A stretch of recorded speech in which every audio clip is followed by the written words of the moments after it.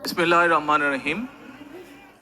আমি মরহুমা বেগম খালেদা জিয়ার বড় সন্তান তারেক রহমান।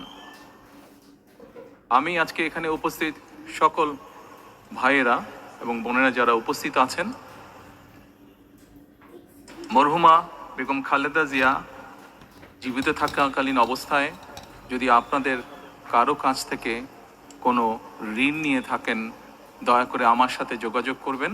আমি সেটি পরিশোধের ব্যবস্থা করব ইনশাআল্লাহ।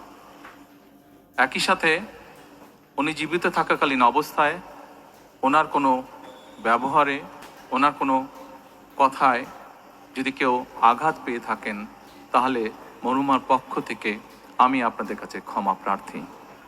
দোয়া করবেন আল্লাহ তাআলা যাতে ওনাকে বেহেশত দান করেন। আসসালামু আলাইকুম।